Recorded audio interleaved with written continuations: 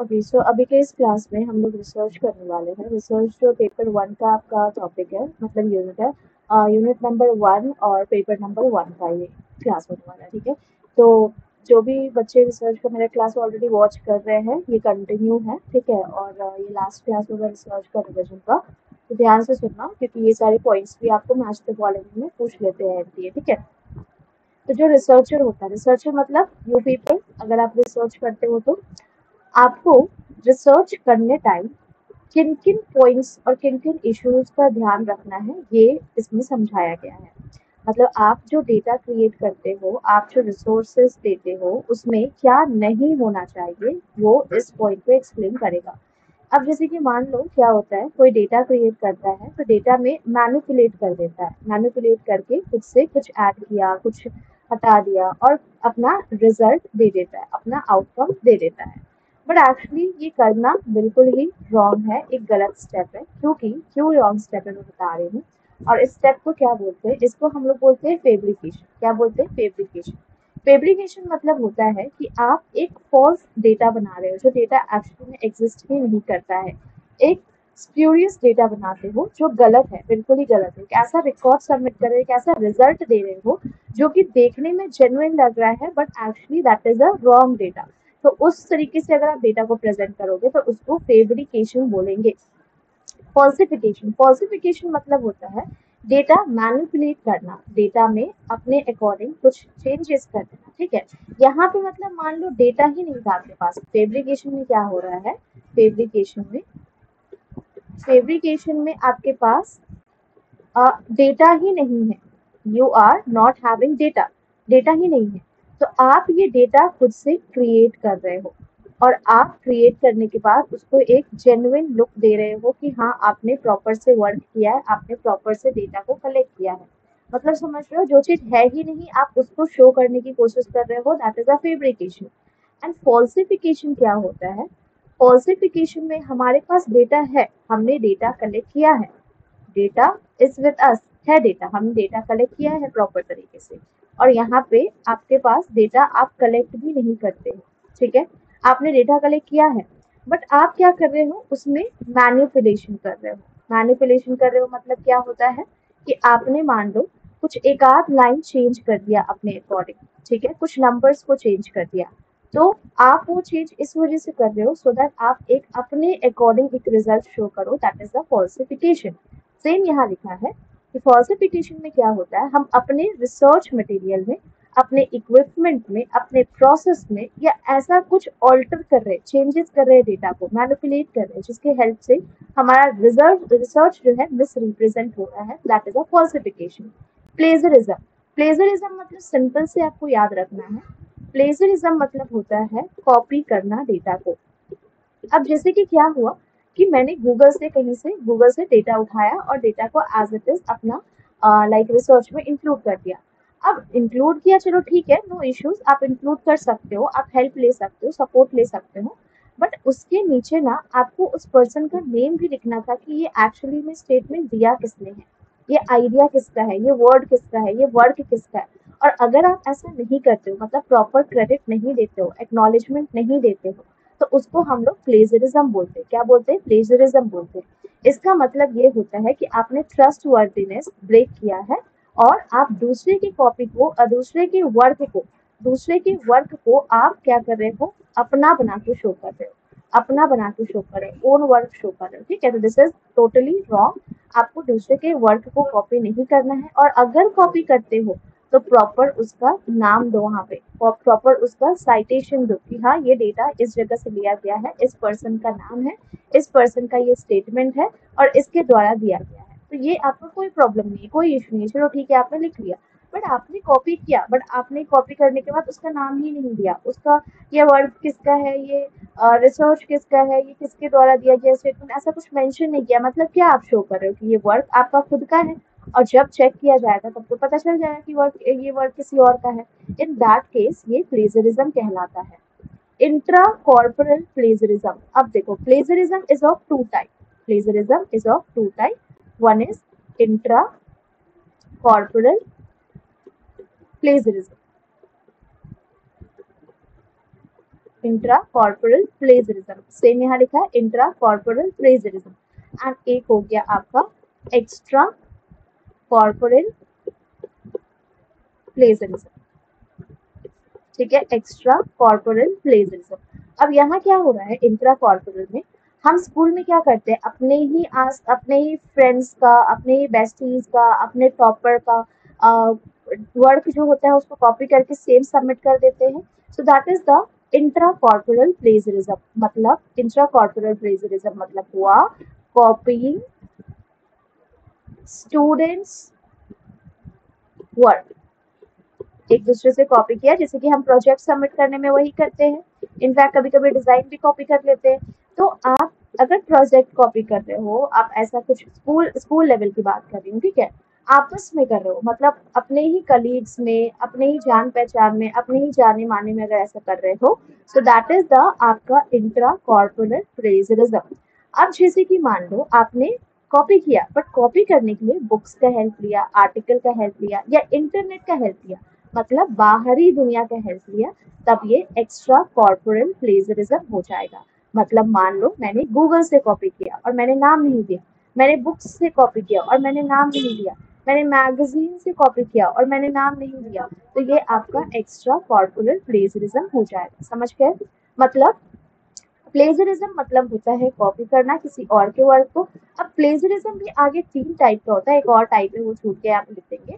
Intra मतलब वो आप विद इन कॉपी कर रहे हो, मतलब स्टूडेंट आपस में एक दूसरे को कॉपी करे, कलीग आपस में एक दूसरे को कॉपी कर रहे हैं, टीचर्स आपस में एक दूसरे को कॉपी कर रहे हैं। एक्स्ट्रा कॉर्पोरेट प्लेजरिज्म मतलब हुआ कि हम गूगल का हेल्प ले रहे हैं, या फिर हम बुक्स का हेल्प ले रहे हैं, हम मैगजीन का हेल्प ले रहे हैं, और ऐसा कुछ भी हेल्प ले रहे हैं तो हम वहाँ मेंशन नहीं कर रहे कि हमने ये डेटा वहां से लिया है, तो ये आपका एक्स्ट्रा कॉर्पोरल प्लेजरिज्म हो जाएगा।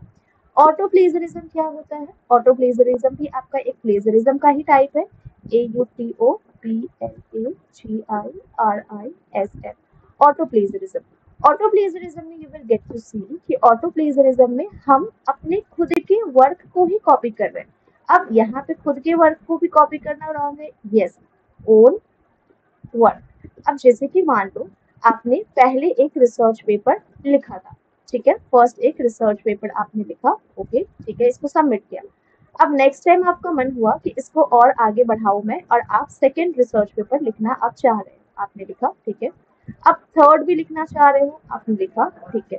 अब क्या हो रहा है कि आपने क्या सोचा कि ये तो मेरा ही वर्क है, मेरा ही टास्क है, तो मैं इसका एक लाइन यहाँ डाल देता हूँ, इसका एक लाइन यहाँ पे डाल देता हूँ, और नीचे में अपना नाम नहीं लिख रहे हो आप, ठीक है, आपने कौन से बुक से लिखा ये भी नहीं ले रहे हो आप, कब का ये डेटा है, 2017 का है, 18 का है, ये भी नहीं लिख रहे हो, तो ये आपका क्या हो जाता है, ऑटो प्लेजरिज्म हो जाता है। This is auto plagiarism. जब आप अपने खुद के वर्क को, ओन टास्क को, ओन वर्क को कॉपी करते हो विदाउट साइटेशन।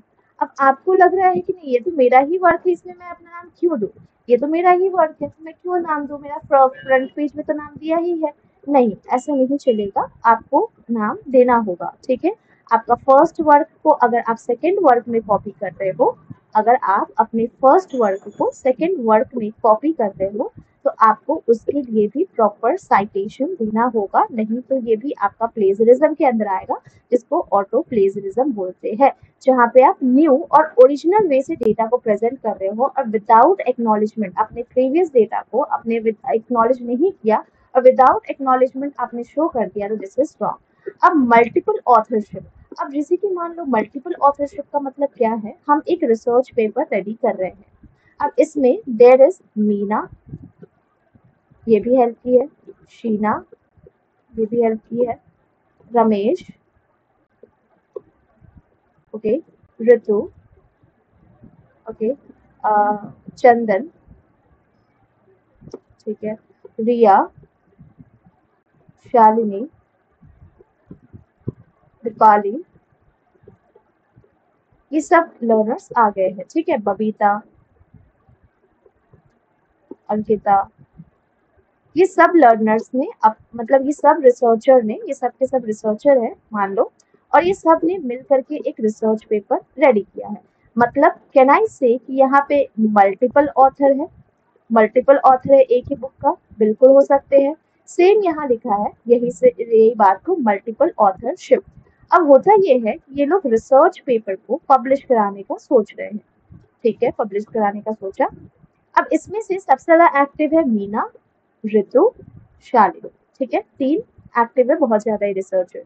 तो इन्होंने जब रिसर्च पेपर पब्लिश कराया तो अपना अपना नाम दे दिया, मीना, ऋतु एंड रिया, नहीं शालिनी, सॉरी शालिनी, ठीक है। तो अब इन तीनों ने अपना नाम दे के इसको पब्लिश करा दिया। अब होता ये है कि जब ये मार्केट में आती है तब इन्होंने देखा, इन्होंने भी देखा, सबने देखा, और सबको देख करके लगा अरे ये तो मेरा भी वर्क था और इसमें मेरा नाम भी नहीं है। मतलब किराई से कि ये भी एक रॉन्ग वे है और इनका नाम मिसिंग है, विच इज रॉन्ग। इनका नाम भी होना चाहिए। मतलब ये है कहने का कि रिसर्च पेपर में जिसका भी इन्वॉल्वमेंट हो, भले ही वो 1% हो, 5% हो, 50% हो, 90% हो, 100% हो, आपको सबका नेम को इंक्लूड करना है। आप ऐसा नहीं कर सकते हो कि हाँ एक पूरा शीट लगेगा नाम लिखने में, तो पूरा नाम नहीं लिख के इसको शॉर्ट में लिख देते हैं R3SD BA, नो, ऐसे भी नहीं करना। आपको सबका फुल नेम प्रॉपर से साइटेशन कराना होगा, प्रॉपर साइटेशन होना चाहिए, सो दैट आपको आपको पता लग सके कि हाँ किस किस पर्सन का इन्वॉल्वमेंट है इस रिसर्च पेपर को सक्सेसफुल बनाने में। सेम यहाँ लिखा है, issue can arise in assigning credit among authors, जैसे कि हमने कुछ डिजर्विंग ऑथर्स को एक्सक्लूड कर दिया, हटा दिया, और कुछ ऐसे को कंट्रीब्यूट कर दिया जिन्होंने अपना कंट्रीब्यूशन दिया है और हमने सबमिट कर दिया पब्लिकेशन के लिए, किसी को बताए बिना। किसी को बताए बिना मतलब ऑथर्स को बताए बिना, मतलब ये शीना को नहीं बताया, रमेश को नहीं बताया, चंदन को नहीं बताया, रिया को नहीं बताया, और आपने पब्लिकेशन करने के लिए सबमिट कर दिया, सब कुछ कर दिया। तो this is also an unethical task, ये भी आपका अनएथिकल में काउंट होगा, which is totally wrong, which is totally wrong, ठीक है। पीयर रिव्यू, पीयर रिव्यू क्या होता है, देखो, the process where a submitted manuscript is reviewed by expert। peer review मतलब क्या होता है, हम क्या गूगल प्ले स्टोर पे अपना रिव्यू डालते हैं, हम कहीं नया रेस्टोरेंट गए तो हमें बोलता है कि अपना रिव्यूज शेयर करिए, या फिर हम फ्लिपकार्ट से कुछ परचेज किए तो अपना रिव्यूज हम शेयर करते हैं प्रोडक्ट पे, बिल्कुल करते हैं। मिंत्रा से कुछ परचेज किया तो रिव्यू शेयर करते हैं, बिल्कुल करते हैं। तो पीयर मतलब क्या हुआ, पीयर मतलब हुआ आपका एक्सपोर्ट, और रिव्यू मतलब क्या हुआ, एक्सपोर्ट अपना व्यूज सबमिट करते हैं, व्यूज। अब देखो क्या होता है कि ये वो प्रोसेस है जिसमें आप जो मैन्युस्क्रिप्ट सबमिट करने वाले हो उससे पहले बताना चाहूंगी, उसका पब्लिकेशन होने से पहले आप उस मैन्युस्क्रिप्ट का एक बार पीयर रिव्यू कराते हो। पीयर रिव्यू मतलब क्या हुआ, मतलब आपके जो एक्सपर्ट्स है उस फील्ड के, उनको दिखाते हो, उनको इन्वॉल्व कराते हो, सो दैट प्रॉपर तरीके से एडिटर, रिव्यूअर, ऑथर सबको चेक हो सके, क्वालिटी, इंटीग्रिटी, बिफोर पब्लिकेशन सब कुछ प्रॉपर तरीके से चेक हो सके, ताकि कहीं कुछ मिस्टेक हो तो ये जो हमारे एक्सपर्ट है ना, they can let us know कि हाँ आपने यहाँ पे मिस्टेक किया है, इसको रेक्टिफाई कर लो, यहाँ पे सही है, यहाँ पे रॉन्ग है, यहाँ पे मिस्टेक है, इसको सही कर लो। तो हमेशा ही पीयर रिव्यू जो होता है that is always done before publication, ये हमेशा ही पब्लिकेशन से पहले होगा, हमेशा याद रखना। जहाँ पे पीयर रिव्यूज अपना अपना मतलब पीयर रिव्यूज मतलब एक्सपर्ट्स अपना पॉइंट ऑफ व्यू रखेंगे, अगर कुछ गड़बड़ हुआ क्वालिटी में, इंटीग्रिटी में, ऑथर में, रिव्यूज में, तो दे will let you know that, ठीक है। ये हो गया कंप्लीट। अब देखो नेक्स्ट क्या है, इन्फॉर्म्ड कंसेंट। आपके रिसर्च में मल्टीपल पार्टिसिपेंट होंगे, बिल्कुल ही, कुछ सैंपल के हिस्सा होंगे, कुछ आपको लाइक बॉडी पार्ट में हेल्प करेंगे, मल्टीपल पार्टिसिपेंट होंगे। अब आपका ये ड्यूटी बनता है कि आप अपनी स्टडी में किसी को भी इंक्लूड करो, कोई भी पार्टिसिपेंट को इंक्लूड करो, तो सबका प्रॉपर से आपको कंसेंट लेना है। आपको उनको अपना रिसर्च का पर्पस, प्रोसीजर, अगर कुछ रिस्क है तो भी बताना है, कुछ बेनिफिट है तो भी बताना है। मतलब पार्टिसिपेंट को पूरी नॉलेज होना चाहिए, सो दैट पार्टिसिपेंट वॉलेंट्री मतलब खुद से आपके रिसर्च में पार्टिसिपेट करने के लिए रेडी हो जाए, और साथ ही साथ उनके पास पूरा राइट है कि अगर वो कभी भी चाहे तो विड्रॉ कर सकते हैं एनी टाइम, एनी कंसिक्वेंस, कोई भी प्रॉब्लम के बिना, without any consequences, without any problem. अगर उनको लग रहा है कि नहीं मुझे इस रिसर्च का हिस्सा नहीं बनना है, तो वो आपके रिसर्च में से बिटवीन, मतलब मिडिल में भी छोड़ के जा सकते हैं और आप उनको कोई प्रॉब्लम नहीं कर सकते हो। सेम थिंग यहाँ लिखा है। Protective research design, protective research design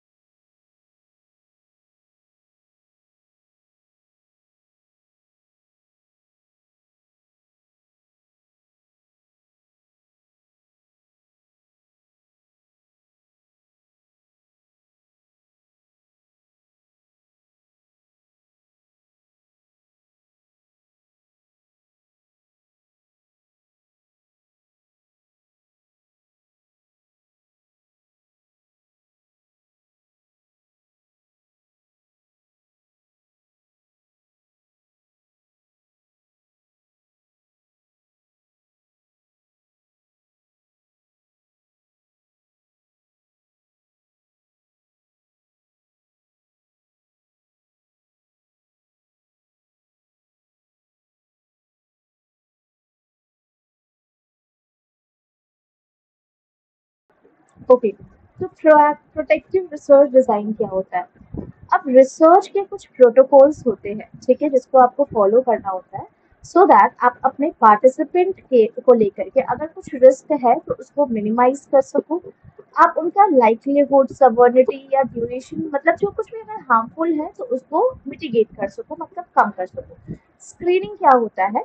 आप जब पार्टिसिपेंट को सेलेक्ट कर रहे हो तो आप ये देखो कि आपका जो स्टडी के अकॉर्डिंग बेस्ट सूटेड होगा, और साथ ही साथ अगर कुछ रिस्क है तो उसको वो अगर टॉलरेट कर सकते हैं तब उनको लो। मतलब स्क्रीनिंग आपको हेल्प करता है आइडेंटिफाई करने में कि कौन इंडिविजुअल आपका रिसर्च को सबसे ज्यादा बेनिफिट दे सकते हैं, और साथ ही साथ आप हार्म को कैसे मिनिमाइज कर सकते हो। समझ में आया?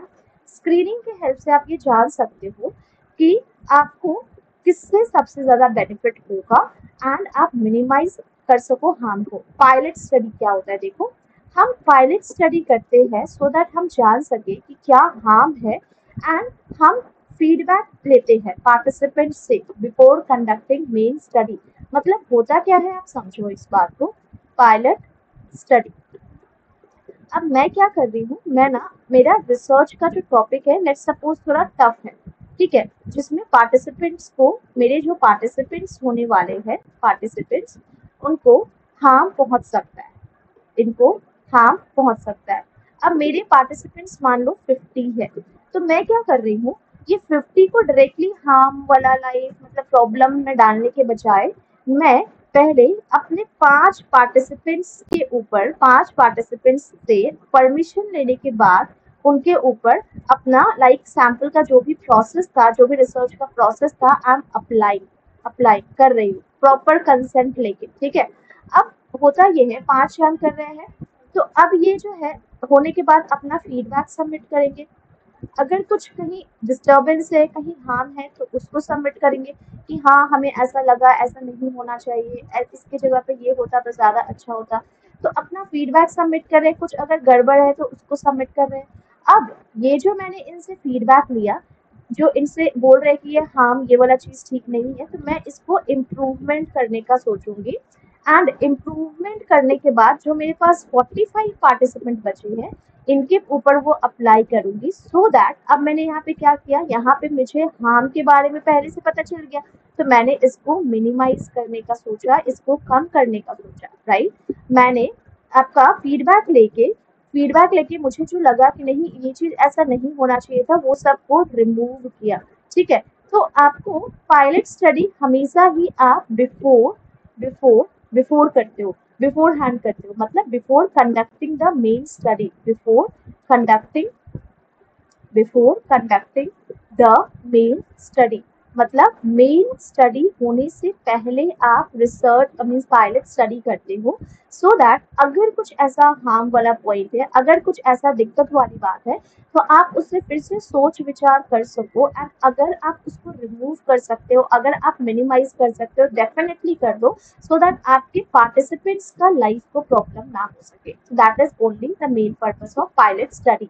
यहाँ पे हम डायग्नोस्टिक आपको याद है, डायग्नोस्टिक असेसमेंट जिसमें हम प्रॉब्लम को देखते हैं, तो यहाँ पे हम प्रॉब्लम्स को प्रॉपर तरीके से चेक करते हैं, इंटरव्यू जिसके हेल्प से हम बाद में अगर कुछ एडजस्टमेंट कर सकते हैं अपने रिसर्च अप्रोच के अकॉर्डिंग, तो वो कर सके।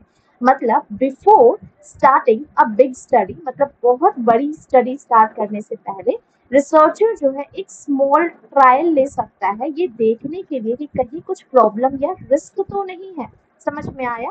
तो ये आप ऐसा समझ सकते हो कि ये मैंने ट्रायल प्ले किया सो दैट मैं देख सकूं कि इज एवरीथिंग परफेक्टली फाइन, सब कुछ ठीक है या ठीक नहीं है, कहीं कुछ एरर या कहीं कुछ मिस्टेक या कहीं कुछ हार्म है या नहीं है, और अगर है तो उसको मिनिमाइज कर सकूं। दैट इज आपका पायलट स्टडी का मतलब।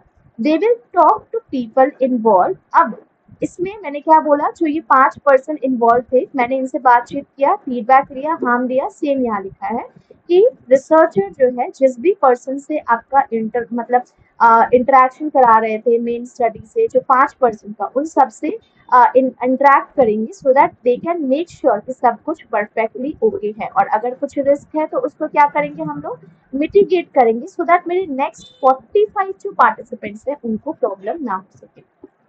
Next, outside proposal review.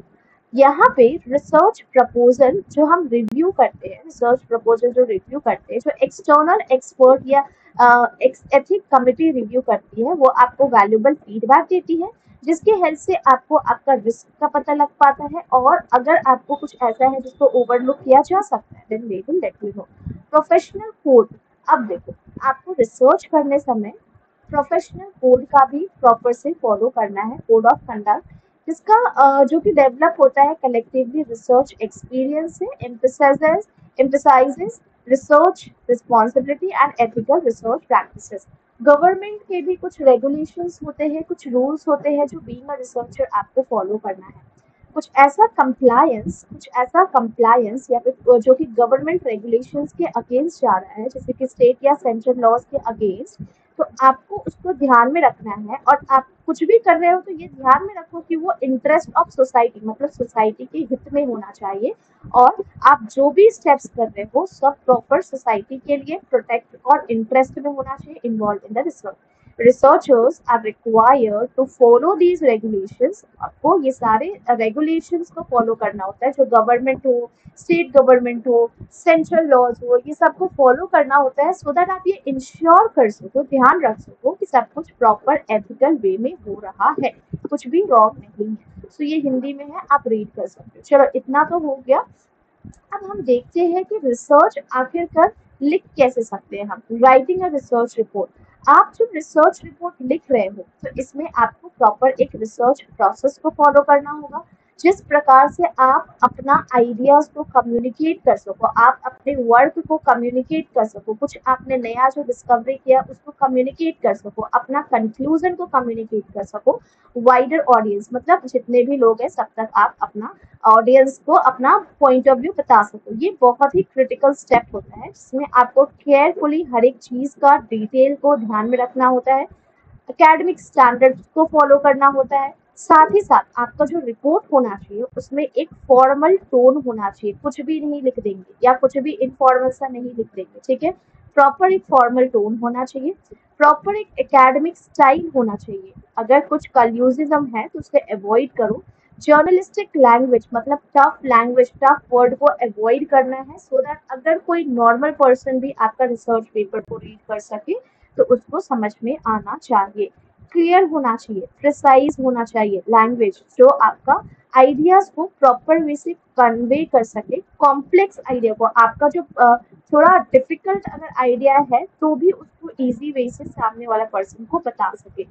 The structure report typically include, अब ये इसमें एक प्रॉपर स्ट्रक्चर होता है, जैसे कि सबसे पहले इंट्रोडक्शन, फिर लिटरेचर रिव्यू, फिर मेथड्स क्या फॉलो कर रहे हो, फिर रिजल्ट, फिर डिस्कशन, फिर कंक्लूजन। हमने स्टार्टिंग में पढ़ा है स्टेप्स ऑफ रिसर्च, सेम है, ठीक है। हर एक सेक्शन में आप जो कुछ भी डाल रहे हो, क्राफ्ट कर रहे हो, कोहेरेंट या लॉजिकल फ्लो में होना चाहिए इंफॉर्मेशन।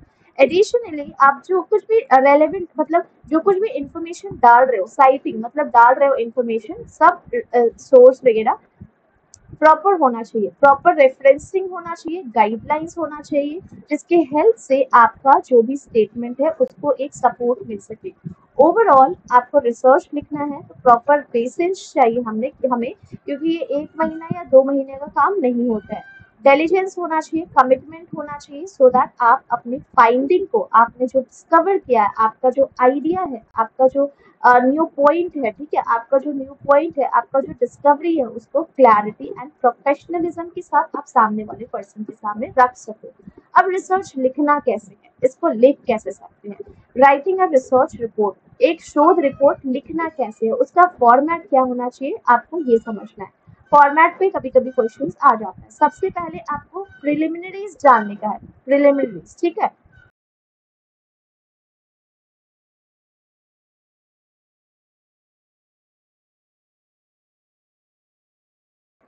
सबसे पहले आपको प्रिलिमिनरीज डालने का है, जो स्टार्टिंग होता है, स्टार्टिंग, ठीक है। उसके बाद टेक्सचुअल बॉडी होना चाहिए रिपोर्ट का, टर्मिनल आइटम होना चाहिए। अब प्रिलिमिनरी में क्या क्या होता है, प्रिलिमिनरी इज लाइक आपका एक्स्ट्रा पेज होता है।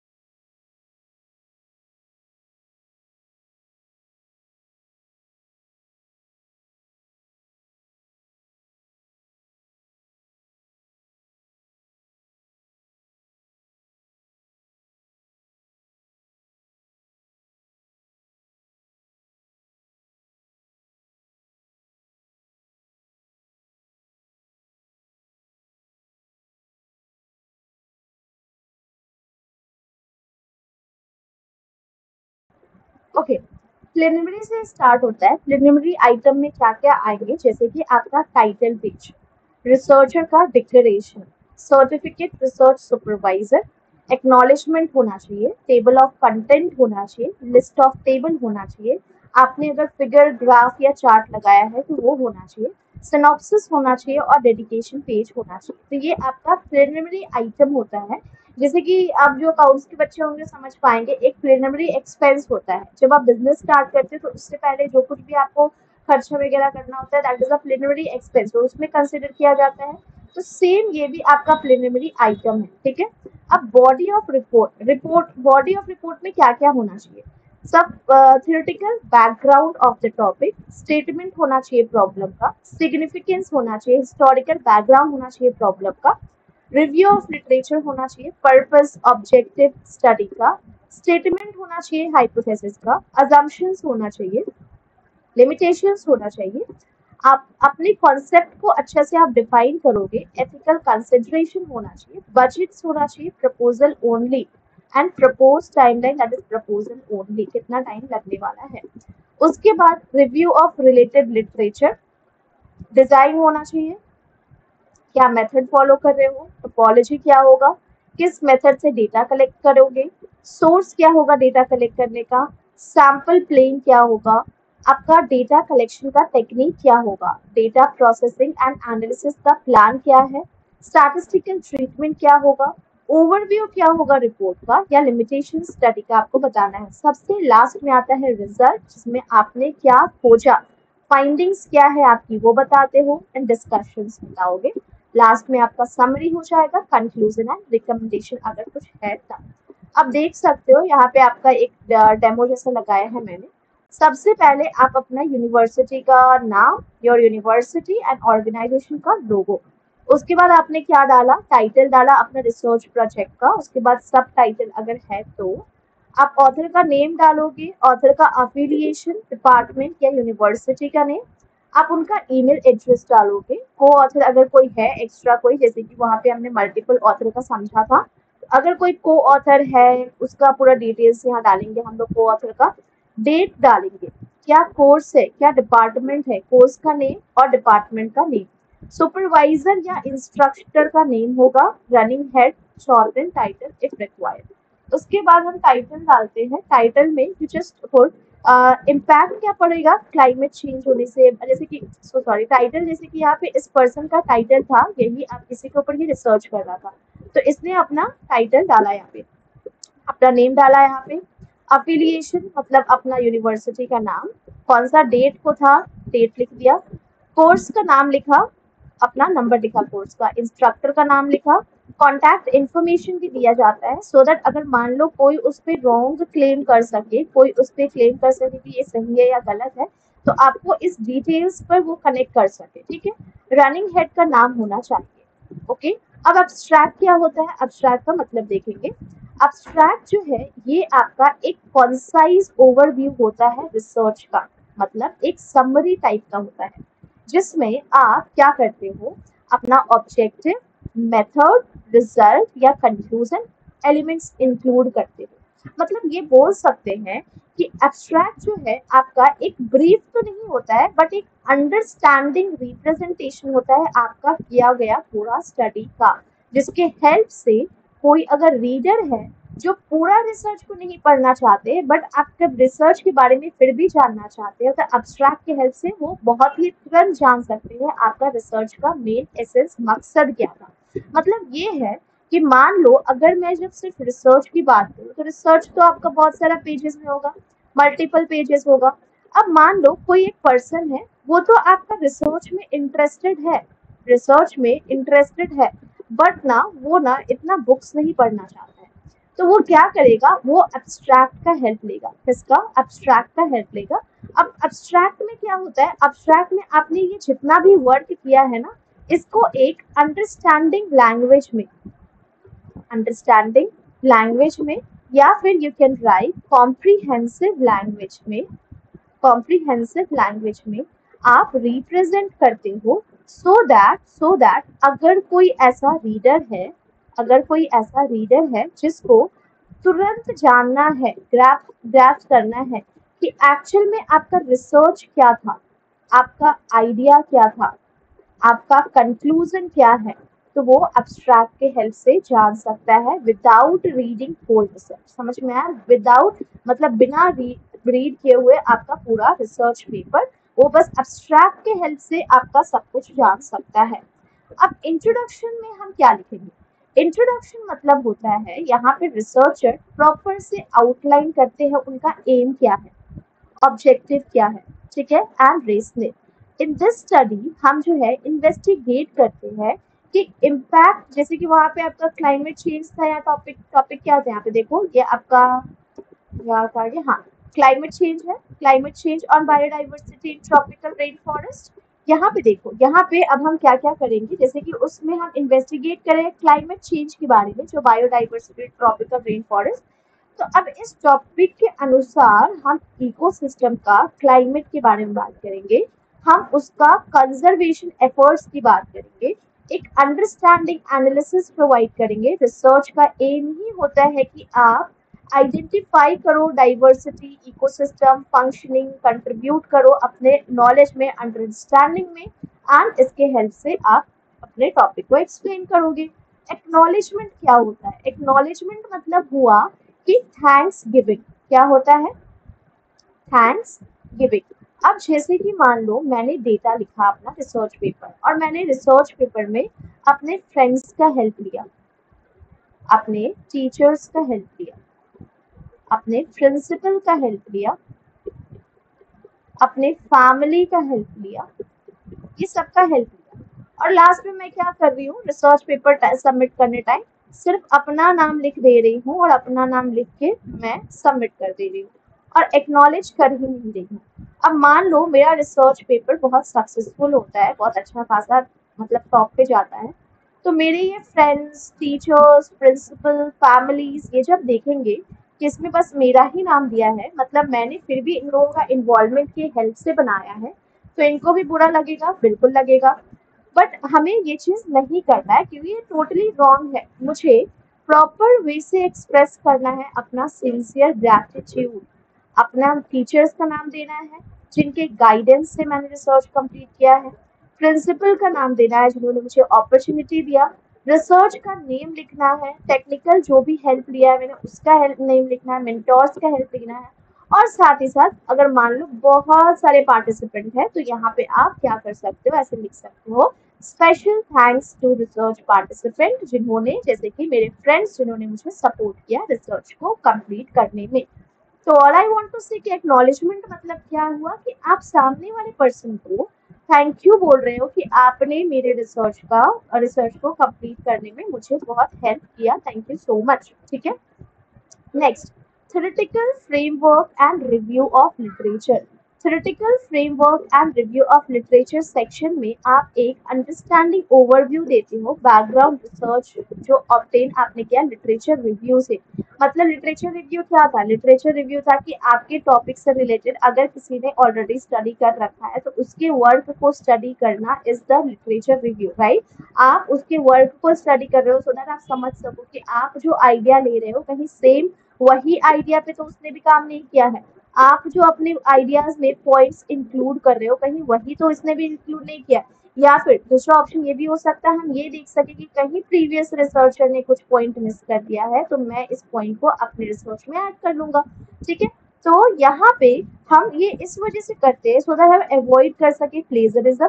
अगर मान लो जैसे कि इसके ही वर्ड को मैंने कॉपी कर दिया यहाँ पे तो मैं वो तो प्लेजरिज्म हो जाएगा। तो अगर मैंने पहले से लिटरेचर रिव्यू किया होगा तो मुझे तो पता होगा ना कि हाँ ये आपका पहले से वर्क किया हुआ है, तो इसको अगर मैं इंक्लूड भी करता हूँ तो मैं प्रॉपर से अपना साइटेशन करूंगा।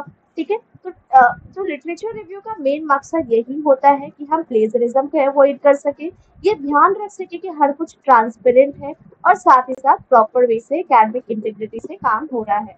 रिसर्च डिजाइन जो है ये आपको आउटलाइन करता है, रिसर्च डिजाइन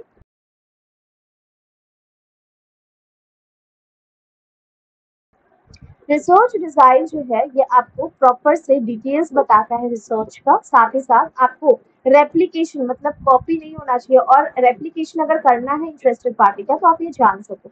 इसमें हम अलग अलग मेथड से डेटा को कलेक्ट करते हैं, सैम्पल प्रोसीजर को फॉलो करते हैं, टूल्स के हेल्प लेते हैं जिसके हेल्प से डेटा एनालिसिस कर सकते हैं।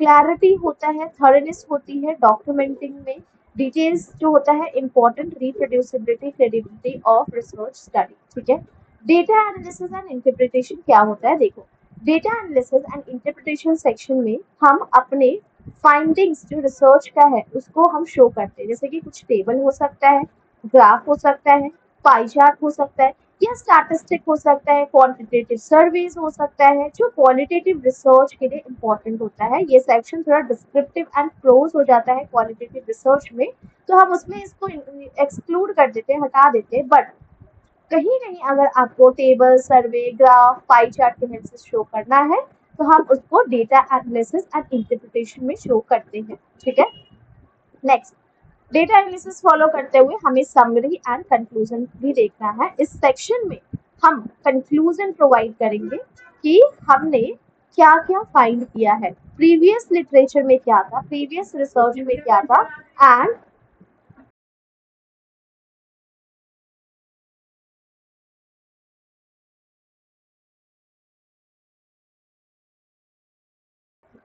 ठीक है, तो एग्जिस्टिंग लिटरेचर रिसर्च जो हाईलाइट करता है कि क्या इम्प्लीकेशंस होना चाहिए, फाइंडिंग्स क्या होना चाहिए, सजेशंस प्रोवाइड करता है, फर्दर इन्वेस्टिगेशंस अगर करने का है तो वो बताता है।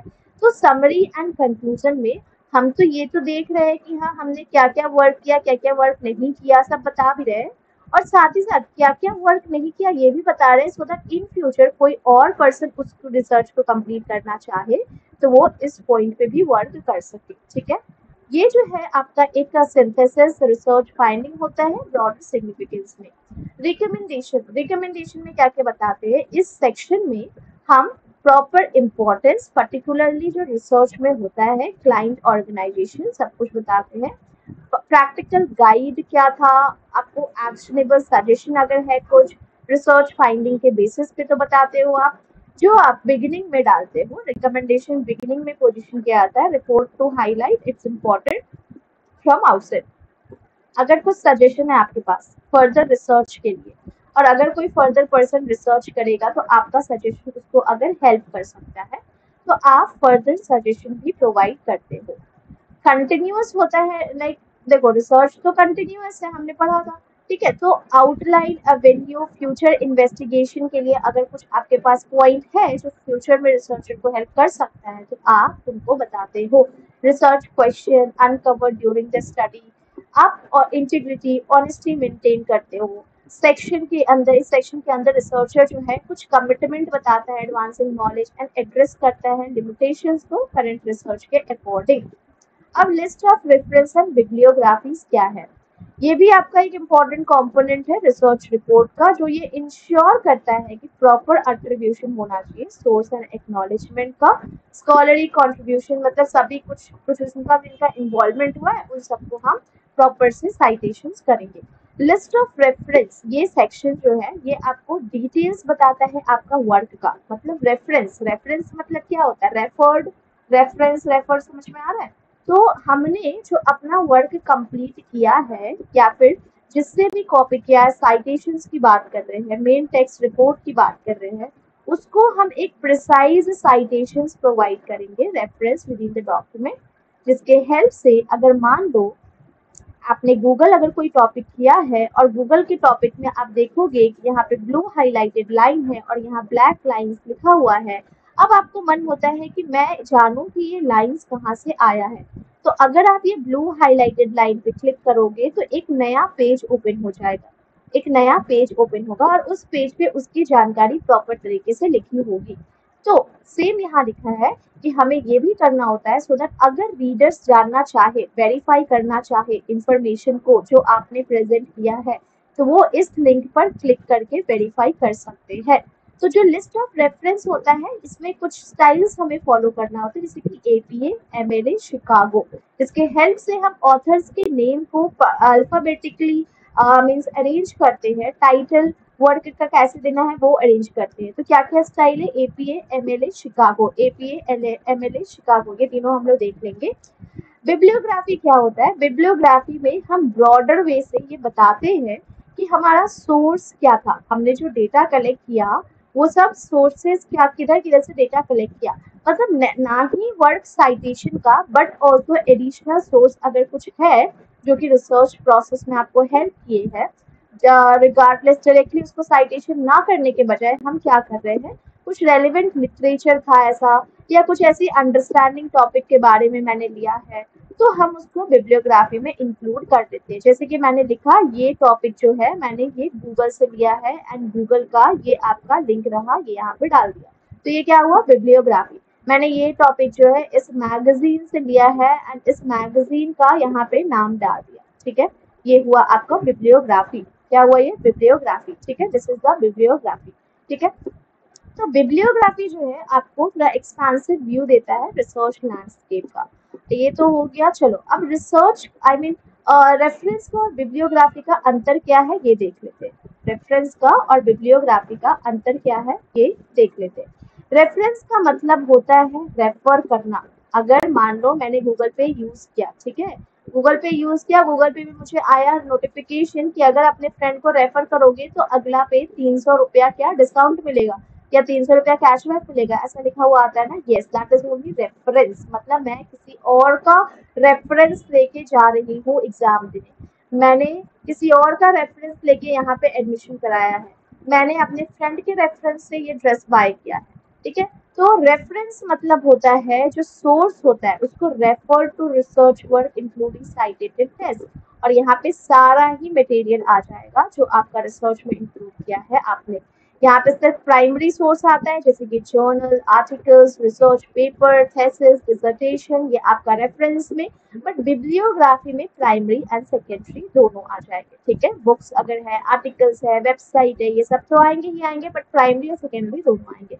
रेफरेंस में हम अरेंजमेंट जो करते हैं अल्फाबेटिकल पहले होता है, उसके बाद नंबर्स होता है, डिपेंड करता है साइटेशन स्टाइल पे, बट बिब्लियोग्राफी में पहले नंबर आएगा उसके बाद आप अपीयर करोगे अपने डॉक्यूमेंट को। इसमें इंटेक्स साइटेशन होता है और इसमें both Intex citation and other source citation दोनों ही होता है। ये आपका सपोर्ट जैसा हेल्प करता है, और ये आपको डायरेक्टली सपोर्ट नहीं प्रोवाइड करता है, बट आपको ये बताता है कि आपने कहाँ कहाँ से डेटा लिया है, वो एक्नॉलेज करते हो तब आप बिब्लियोग्राफी लिखते हो। अब आपका ये क्या था, रेफरेंस। रेफरेंस आपका क्या क्या में हो सकता है, थेसिस में हो सकता है, डिसर्टेशन में हो सकता है, एकेडमिक पेपर में हो सकता है, बट बिब्लियोग्राफी की अगर बात की जाए तो ये आपका रिसर्च रिपोर्ट आर्टिकल में होता है। मूविंग अहेड, फुट नोट क्या होता है, एंड नोट क्या होता है, ये समझ लो। फुट नोट और एंड नोट बहुत इजी है, आप अपनी बुक्स की हेल्प से भी समझ सकते हो। फुट नोट जो है, मान लो आप एक बुक रीड कर रहे हो, imagine you are reading a book, एक बुक रीड कर रहे हो, ठीक है। अब होता क्या है, आपको छोटा छोटा नंबर्स और सिंबल्स दिखता है at the end of sentence या फिर वर्ड, ठीक है। मतलब मैंने ये मान लो एक वर्ड लिखा हुआ है, यहाँ पे छोटा सा एक नंबर लिखा हुआ है 4, फिर यहाँ वर्ड लिखा है, फिर यहाँ लिखा है 5, फिर यहाँ वर्ड लिखा है, फिर यहाँ वर्ड एक नंबर लिखा है 7। अब ये जो छोटा छोटा नंबर लिखा हुआ दिख रहा है ना, ये हो गया, ये हो गया, ये हो गया, तो ये सब फुटनोट कहलाता है। फुटनोट मतलब, अब जैसे कि मान लो ये प्रॉपर से एक शीट था, अब इसके नीचे अगर आप देखोगे तो 4 नंबर लिख करके इस सेंटेंस का मीनिंग लिखा होगा, 5 नंबर लिख करके इस सेंटेंस का मीनिंग लिखा होगा, 7 नंबर लिख करके इस सेंटेंस का मीनिंग लिखा होगा। सेम यहाँ लिखा है, when you look down at the bottom of the page, जब आप नीचे की तरफ देखोगे, down at the bottom of the page, down at the bottom of the page, उसी पेज का, तो नीचे में आपको लिखा हुआ दिखेगा कि फर्दर उस लाइन के बारे में और इंफॉर्मेशन, उस वर्ड के बारे में या सेंटेंस के बारे में और जानकारी, मतलब कुछ अगर एक्स्ट्रा इंफॉर्मेशन है, उसको आप सेम पेज पे शो करते हो, तो उसको हम लोग फुट नोट बोलते हैं। तो फुट नोट साइड नोट के जैसा होता है, जिसमें हम थोड़ा ज्यादा एक्सप्लेनेशन बताते हैं, जो आपको हेल्प करता है पॉइंट को समझने में, जब आप उसे रीड करते हो तब। समझ में आया? मतलब फुट नोट मतलब हुआ, फुट नोट आपका एक्स्ट्रा अंडरस्टैंडिंग के लिए होता है, एक्स्ट्रा अंडरस्टैंडिंग के लिए होता है।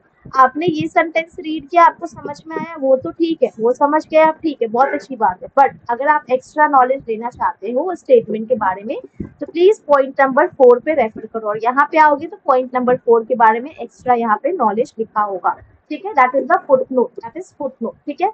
एंड नोट क्या होता है? एंड नोट सिमिलर होता है फुट नोट के जैसा ही, बट ये सेम पेज के बजाय हमेशा एंड ऑफ द चैप्टर में या डॉक्यूमेंट में होता है। जैसे यहाँ फुट नोट क्या था आपका, सेम पेज में था, सेम पेज में, सेम पेज में आपका बॉटम में था, ठीक है। ये आपका फुट नोट हो गया, फुट नोट, ये फुट नोट का आपका मीनिंग हो गया, ठीक है। बट एंड नोट क्या होता है? एंड नोट, अगर हम बात करें एंड नोट का, तो एंड नोट हमेशा ही एंड ऑफ द चैप्टर में होता है, एंड ऑफ द चैप्टर में होता है, या फिर एंड ऑफ द डॉक्यूमेंट में होता है। फुट नोट में भी आपको एक्स्ट्रा नॉलेज मिल रहा है, एंड नोट में भी आपको एक्स्ट्रा नॉलेज ही मिलता है, बट दोनों का क्या अलग है, बस दोनों का प्लेसमेंट अलग अलग जगह पे होता है। एंड नोट जो है हमेशा ही एंड ऑफ द चैप्टर या डॉक्यूमेंट में होता है।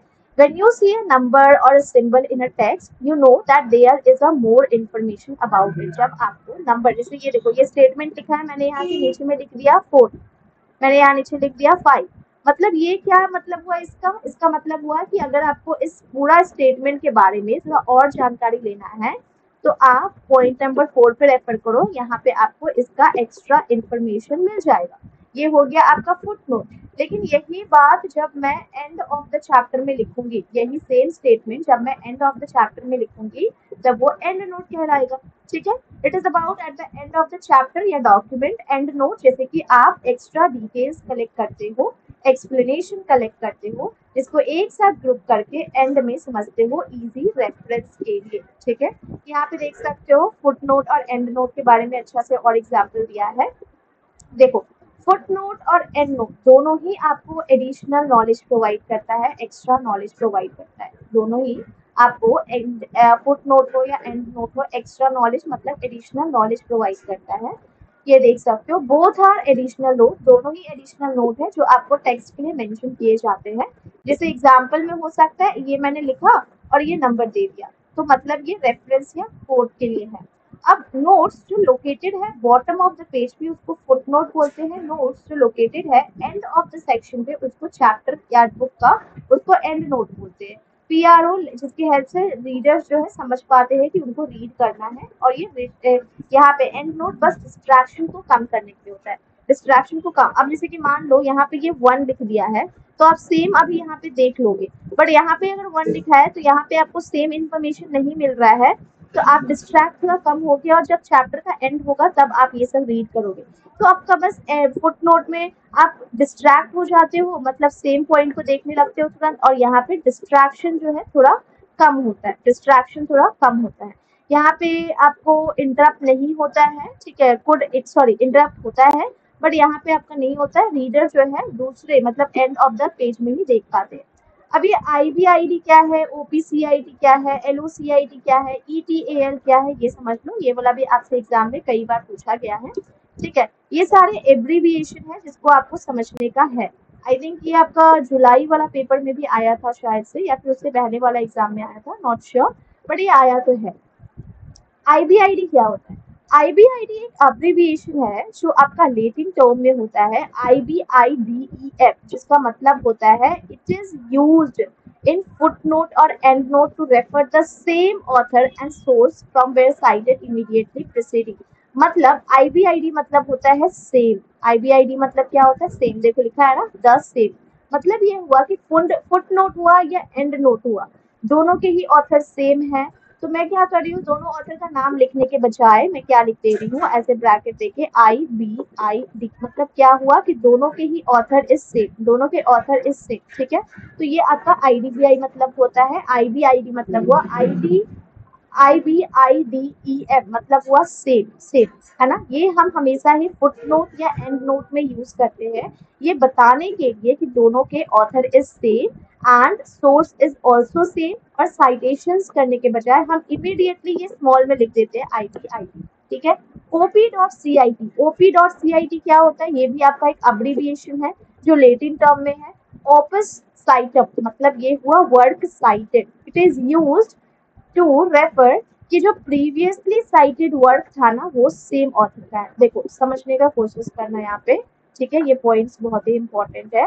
जब हमारे सेम ऑथर होंगे, सेम ऑथर होंगे, हमारा प्रीवियस वर्क में भी, प्रीवियस वर्क में भी, एंड हमारा करेंट वर्क में भी, करेंट वर्क में भी, मतलब आपका एंड नोट में भी सेम ऑथर है, आपका फुट नोट में भी सेम ऑथर है, फुट नोट में भी सेम ऑथर है, मतलब आपने जिस सोर्स से डेटा कलेक्ट किया है वो भी सेम है, और उसके साइटेशंस भी सेम है, साइटेशंस भी सेम है। इस सिनेरियो में हम क्या यूज करेंगे, IBID, IBID क्या यूज करेंगे, IBID, देखो लिखा है IBID सेम, ठीक है। अब होता क्या है, आपका प्रीवियस वर्क, प्रीवियस वर्क और करेंट वर्क, करेंट वर्क दोनों, मतलब प्रीवियसली जो आपने वर्क मेंशन किया है इसके author is same as current work author, same लिखा है, देखो इट इज यूज टू रिवर previously cited work is by the same author, तब हम क्या करेंगे, OP.CIT का यूज करेंगे। देखो OP.CIT, OP.CIT आपको क्या बता,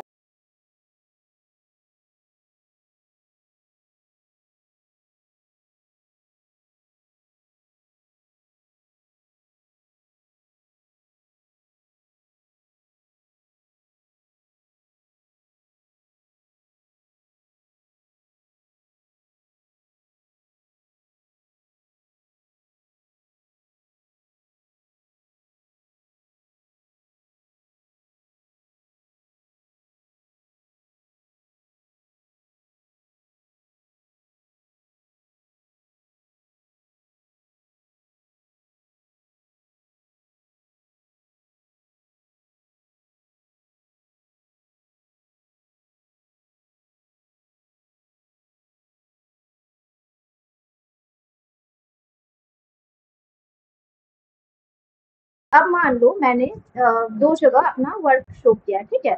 अब मेरा प्रीवियस वर्क का जो ऑथर था वही जो है author is same in my current work, is same in my current work, तब मैं क्या लिखूंगी, OP.CIT, OP.CIT, तो OP.CIT ये आपका एंड नोट और फुट नोट क्या लिखा है, source, citation, previous work, current work, previous work current work हटा देते हो वरना आप कंफ्यूज हो सकते हो। आप बस ये लिख लो यहाँ पे कि both is same, and note में भी सेम ऑथर है, सेम ऑथर, और फुट नोट में भी सेम ऑथर है, ठीक है। तब हम यूज करेंगे आपका आर ना ऑथर, हाँ सेम ऑथर है, तब हम फुट नोट और एंड नोट दोनों में तब हम IBID, जब यहाँ प्रीवियस वर्क में जो हमने लिखा है वो भी और जो ऑथर के द्वारा दिया गया है is same of current author, तो आपका OP.CIT यूज करेंगे, OP.CIT यूज करेंगे, ठीक है। नेक्स्ट LOC.CIT, LOC LOC.CIT, ये क्या होता है, इसमें देखो LOC लिखा है ना, LOC से आप लोकेशन समझ सकते हो, लोकेशन मतलब क्या होता है, प्लेस, लोकेशन मतलब क्या होता है, प्लेस, तो आप ऐसे समझ के याद करो।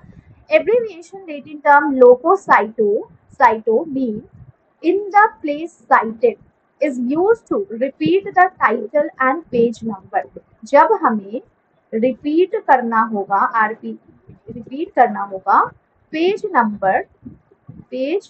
नंबर या फिर हमें रिपीट करना होगा टाइटल नंबर, ठीक है, या फिर हमें रिपीट करना होगा टाइटल नंबर, तब हम LOC.CIT यूज करेंगे।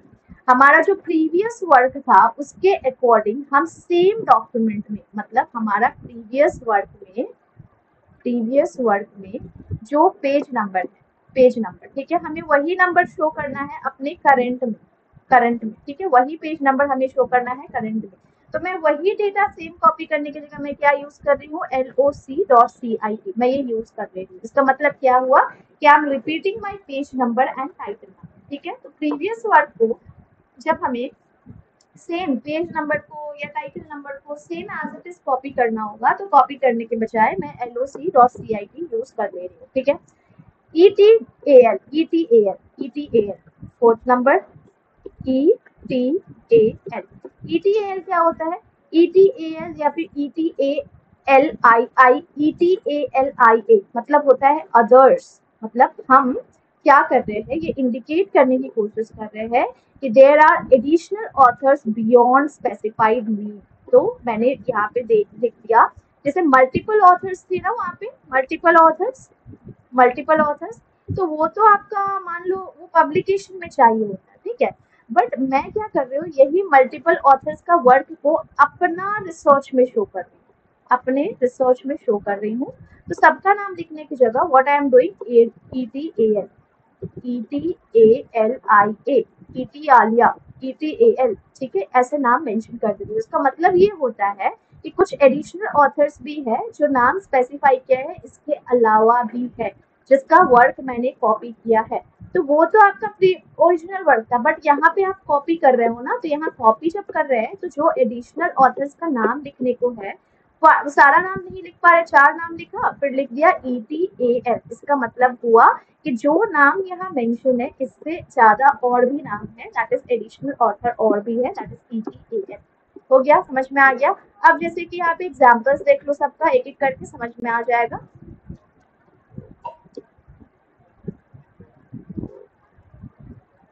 ओके, अब जैसे IBID का हमने बात किया था, IBID क्या होता है, IBID मतलब same author, and note foot note दोनों में सोर्स भी सेम, तो IBID मतलब हुआ कि आप सोर्स जो ले रहे हो आप वहाँ पे IBID यूज कर रहे हो, इंडिकेट करने के लिए ये सेम है बिल्कुल ही प्रीवियस साइटेशन के अकॉर्डिंग।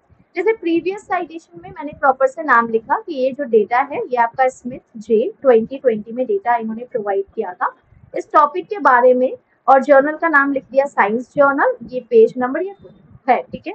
अब मैं जो करंट में मुझे ये सेम को एज इट इज लिखने के बजाय मैं क्या लिख रही हूँ, IBID page number 55, IBID page number 55, क्या लिखा, IBID पेज नंबर 55, मतलब मेरे जो करंट डेटा में कोई देखेगा तो उसको समझ में आएगा IBID मतलब पेज नंबर 55 में जो साइटेशन जो लाइक नेम मेंशन है वो सेम करंट पेज के लिए भी अप्लाई होता है, बिल्कुल। इसका मतलब होता है कि जो इन्फॉर्मेशन दिया गया है करंट पेज में that is of same source जो आपका प्रीवियस साइटेशन के अकॉर्डिंग है, which is page number 55। If you are referring to, अब OP.CIT क्या था, OP.CIT में मेरा प्रीवियस वर्क है जो कि आपका सेम है करंट वर्क के जैसा, राइट। op.cit कहाँ गया, हाँ previous work is same as current work, right. तो यहाँ पे if you are referring the source that cited earlier by same author, ठीक है। प्रीवियस आपका ये था टास्क, अब आप करंट में क्या कर रहे हो, स्मिथ लिखा op.cit पेज नंबर 50, मतलब ये होता है कि सेम वर्क है और ऑथर स्मिथ है, जो साइटेड मैंने पहले किया था सेम वही है। loc.cit मतलब आप स्पेसिफिक पाथ की बात कर रहे हो, स्पेसिफिक पेज की बात कर रहे हो, ठीक है, पेज नंबर 55, और यहाँ पे स्मिथ loc.cit दैट इज आप पेज नंबर 55 में देख सकते हैं, मतलब पेज नंबर 55 में आपका स्मिथ जो पहले से लिखा हुआ सेम है। et.al, अब जैसे कि मान लो हम यहाँ मल्टीपल ऑथर्स को शो करने के लिए et.al का यूज लेते हैं, राइट, जैसे कि एडिशनल ऑथर्स है हमारे पास जिसको हम लोग मेंशन नहीं करते उनके लिए, तो ये मतलब होता है कि मल्टीपल ऑथर्स है यहाँ पे, by only author Smith mention किया, बाकी सबको et.al लिख दिया, मतलब मल्टीपल ऑथर्स है, तो ये हिंदी में है, आप रीड कर लेना।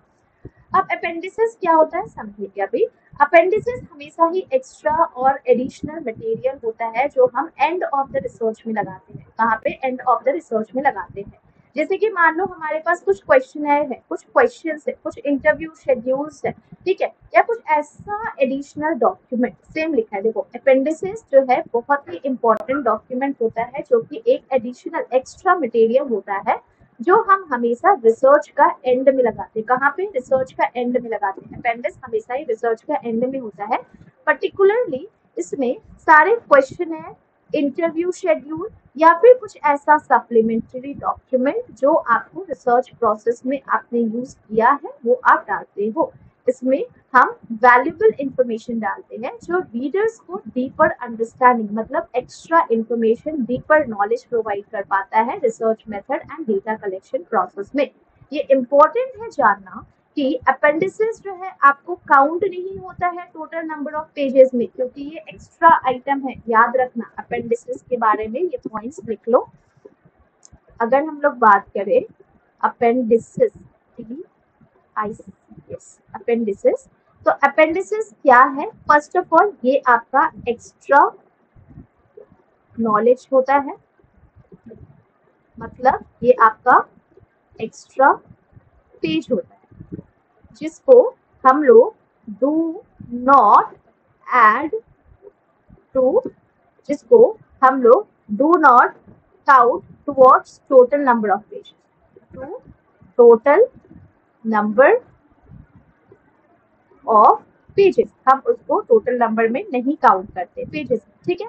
ये अपेंडिसेस का मतलब हुआ। अपेंडिसेस हमेशा ही एक सपोर्टिंग डॉक्यूमेंट होता है। क्या होता है, सपोर्टिंग डॉक्यूमेंट। अगर कोई रीडर को जानना है, इसमें हम हमेशा क्वेश्चन है, इंटरव्यू शेड्यूल या कुछ ऐसा पॉइंट जो हमारे रीडर्स के लिए बेनिफिशियल हो सकता है, रीडर्स बेनिफिशियल के लिए हम इसमें इंक्लूड करते हैं आपका अपेंडिसेस, ठीक है।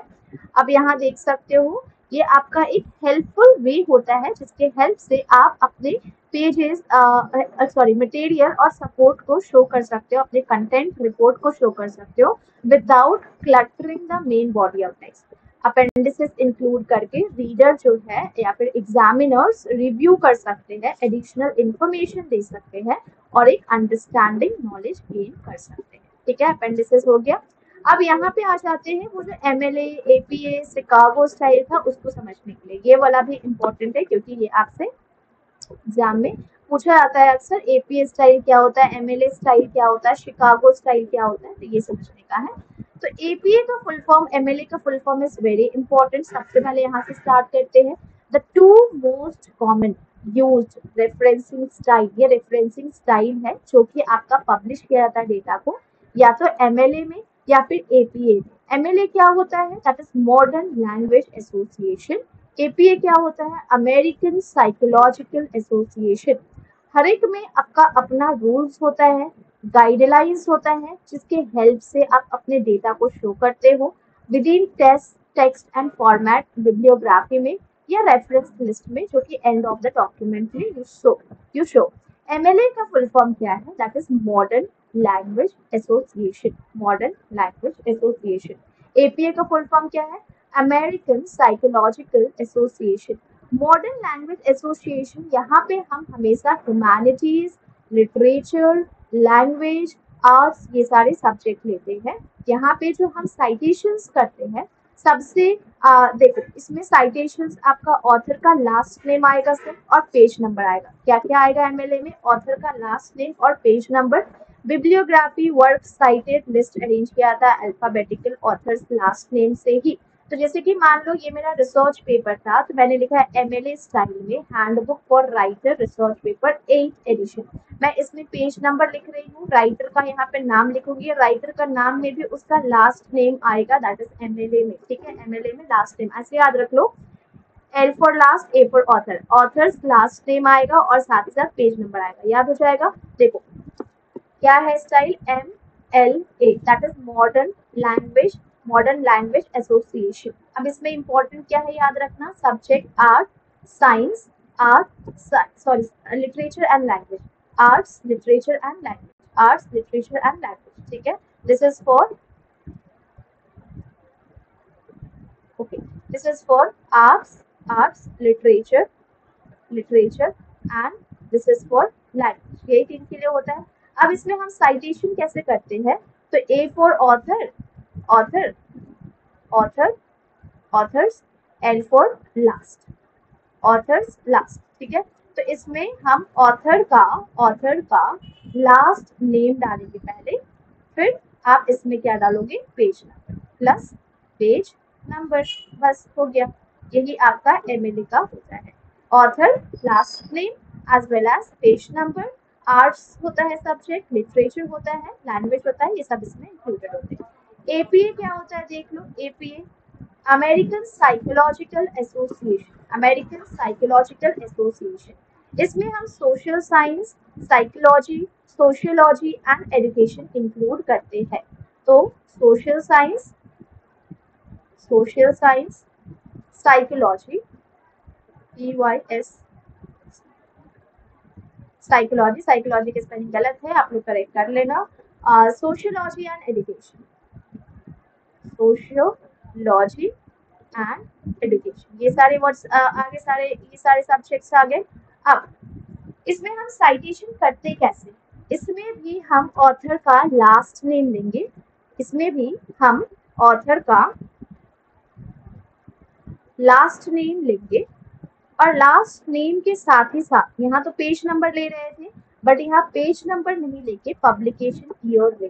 क्या लेंगे? पेज नंबर नहीं लेकर के पब्लिकेशन का जो ईयर होगा, पब्लिकेशन का ईयर होगा वो ईयर मेंशन करेंगे, पब्लिकेशन ईयर मेंशन करेंगे। समझ में आया? ऑथर का लास्ट नेम, पब्लिकेशन ईयर। ठीक है, ऑथर का last name and publication year.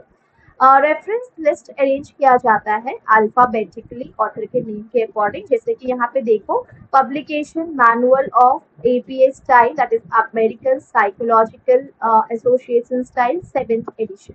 ठीक है, तो ये हो गया एग्जाम्पल और ये हो गया आपका डिफरेंस दोनों का बीच में। अब डिफरेंस को भी एक बार देख लेते हैं। डिफरेंस में आप देखोगे यहाँ पे सोशल साइंस आपका स्टूडेंट्स लोग यूज करते हैं, एमएलए में आपका ह्यूमैनिटीज, यहाँ पे टाइटल को इटैलिक्स में लिखते हैं, यहाँ पे अंडरलाइन करते हैं। ठीक है, यहाँ पे टाइटल एपीए में टाइटल को इटैलिक्स में लिखेंगे, ये आपका फॉन्ट का स्टाइल है। और एमएलए में टाइटल को अंडरलाइन करेंगे, ठीक है, अंडरलाइन करेंगे। अब यहाँ देखो, यहाँ सोर्स पेज जैसे कि रेफरेंस या फिर यहाँ पे वर्क साइटेड, इंटेक्स साइटेशन, ये भी इंटेक्स साइटेशन।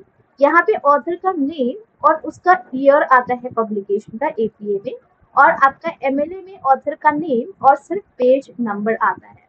यहाँ पे कॉमा यूज कर सकते हैं, एपीए में कॉमा यूज कर सकते हैं, एमएलए में कॉमा यूज नहीं कर सकते। ये आपका एपीए और एमएलए का एग्जाम्पल है, आप देख सकते हो।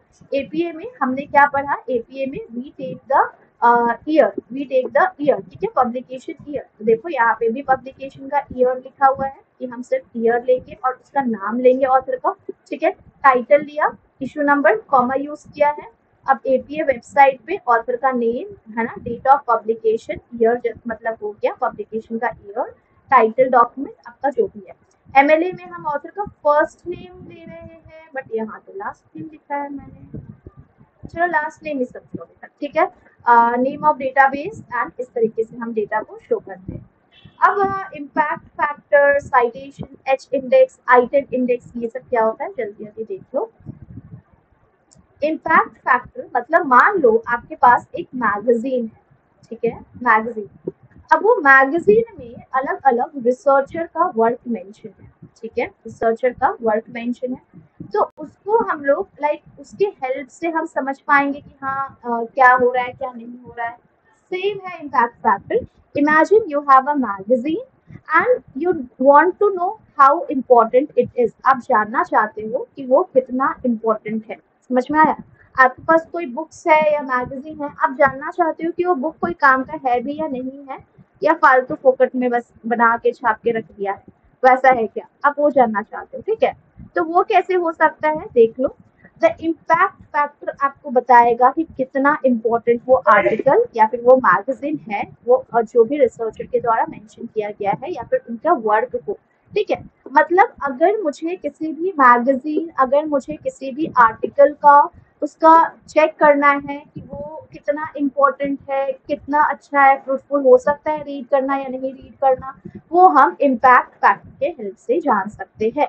जहाँ पे रिसर्चर्स को समझने के लिए हेल्प करता है कि आपका मैगजीन जो है वो आपका इम्पोर्टेंट या इन्फ्लुएंशियल कंसिडर किया जाएगा या नहीं कंसिडर किया जाएगा।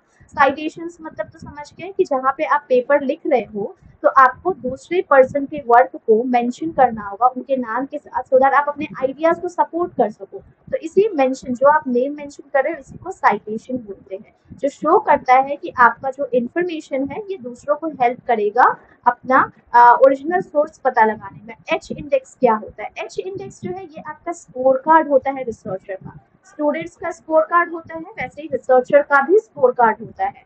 तो एच इंडेक्स आपका स्कोर कार्ड होता है रिसर्चर का, जो आपको बताता है कि आपका कितना पेपर पब्लिश हुआ है, कितने बार हुआ है और कितना मेंशन किया जा चुका है अभी तक। जैसे कि मान लो अगर कोई रिसर्चर है, उसका एच इंडेक्स हमें देखने को है, मान लो एच इंडेक्स 20 आ रहा है, मतलब 20 बार उनका पेपर पब्लिश हो चुका है एंड हर एक टाइम उनको 20 बार एटलीस्ट साइटेशंस मिल चुका है। तो एच इंडेक्स क्या है? H index is a score card for the researcher.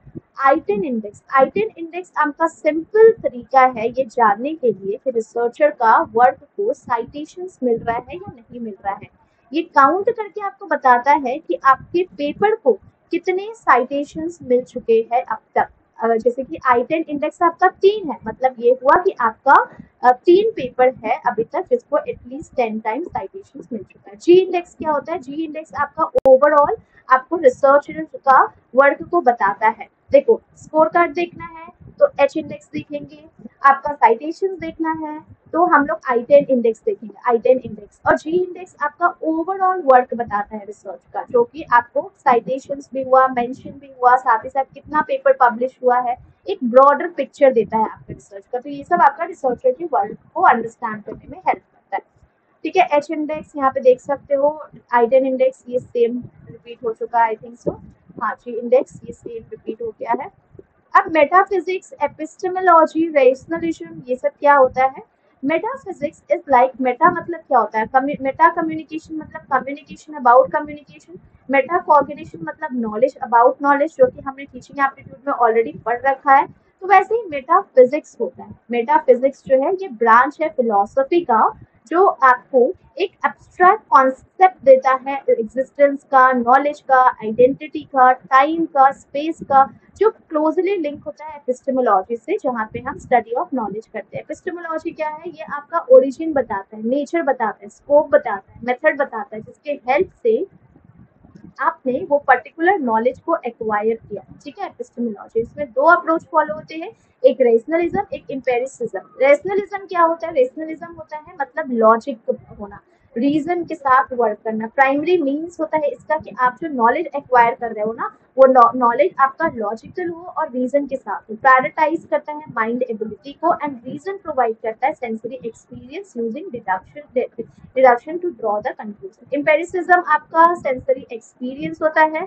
जहाँ पे नॉलेज का और बिलीव करते that are sense provide us raw data about knowledge without sensory input we wouldn't have any knowledge. Empiricism rely करता है induction पे, drawing general conclusion and observation. Positivism क्या होता है? Positivism आपका एक research approach है, जो आपका एक प्रिंसिपल ऑफ एम्पिरिसिज्म पे बेस्ड होता है। पोस्ट पॉजिटिविज्म ये आप देख लेना, पॉजिटिविज्म एंड पोस्ट पॉजिटिविज्म, ये वाला हो गया, ये वाला है।